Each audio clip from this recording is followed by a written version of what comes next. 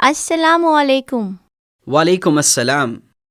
Uncle, which story are you going to tell me today? Inshallah, I'll tell you the story of Imam Ali bin Talib. Please tell his story, Uncle. Alright, now listen carefully. The story of Ali bin Talib radiallahu ta'ala anhu. Born to Abu Talib and Fatima bint Asad, Ali was the only child believed to have been born in the sacred sanctuary of the Kaaba in Makkah, the holiest place in Islam.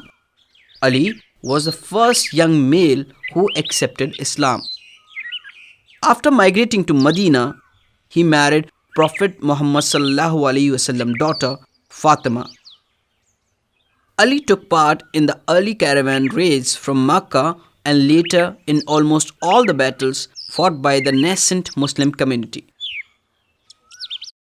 He was appointed Caliph by the Prophet's companion in 656 after Caliph Usman bin Affan was assassinated.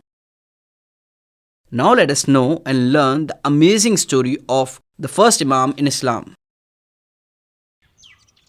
Ali was born in a very unique circumstance. He was born on the Friday 13th of Rajab, 23 years before the first Hijrah. Prophet Muhammad sallallahu alaihi wasallam was almost 30 years old when Ali was born. Hazrat Ali radiallahu ta'ala anhu was born inside the holy Kaaba. His mother, Fatima bint Asad, was praying outside the Kaaba when suddenly she felt intense pain of childbirth. She knelt to pray, and when she raised her head from prostration, the wall of the Kaaba split as if to admit her inside. Once she was inside, the walls of the Kaaba returned to the normal position. Had it not been the will of Allah subhanahu wa ta'ala, such a thing would have never happened. This crack is still present till this date on the walls of Holy Kaaba. Many people saw this, including the uncle of Prophet Abbas bin Abdul Muttalib. They were outside the Kaaba when the whole incident took place. They ran around and told the people about what had happened. The news spread like wildfire all over Makkah. The keys of the Holy Kaaba were brought to unlock the door, but all efforts ended in failure. On the fourth day, there was a miracle. The people who had gathered around Holy Kaaba saw that the locks of the door breaking down on its own.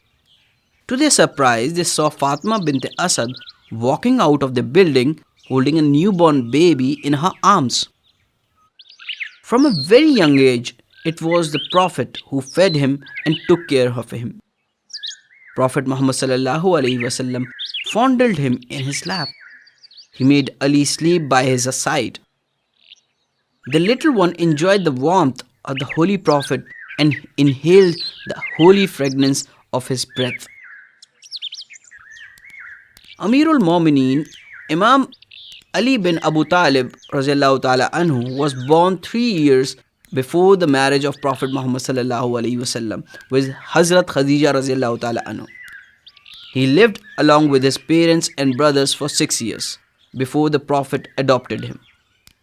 Ali moved to the Prophet's house because of the financial crisis his parents were facing. Ever since he was 6 years old, the young boy lived with the Prophet. It was at the Prophet's house that he spent his teen and adolescence. He witnessed all the happenings in the Prophet's life. Ali's education was not a normal one, like other children. He followed the Prophet like his shadow everywhere and learned a lot from him. He followed the Prophet even during the times of exclusive privacy. He witnessed the mental and spiritual developments of the Prophet on top of Hira mountain. The Prophet used to stay on the mountain for 3 to 4 days. Sometimes Ali carried his food to the mountain. When Prophet Muhammad sallallahu alaihi wasallam and his wife accepted Islam, Ali was the third person to follow Islam. Ali started acting as the Prophet's bodyguard even when he was just a boy. Young men from Quraysh clan used to throw stones at the Prophet. Ali could not bear this sight and he would attack the Qurayshi men. He fought against those who were much older than him and he was often injured. After some days, he was nicknamed as Qazim, which meant the breaker of the thrower.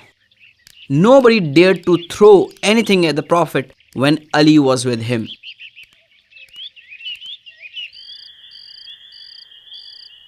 It was the night of Hijrah. Prophet Muhammad ﷺ informed Ali about his dangerous plan of migrating to Medina. He asked Ali if he would sleep in his bed in place of him to confuse the attackers. It was a dangerous situation. The walls of the Prophet's house was hardly 7 feet high and attackers could easily jump in. But when the Prophet asked him, he was willing to accept this danger. Ali replied with another question. If I sleep in your place, in your bed, will your life be saved? The Prophet replied, yes.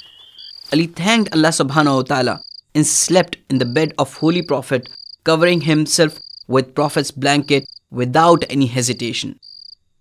It was because of Ali that Prophet was able to leave the house unnoticed.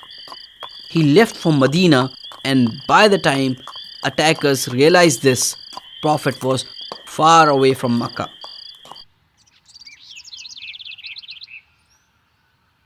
The Prophet Muhammad ﷺ had handed him the money which people of Makkah had entrusted.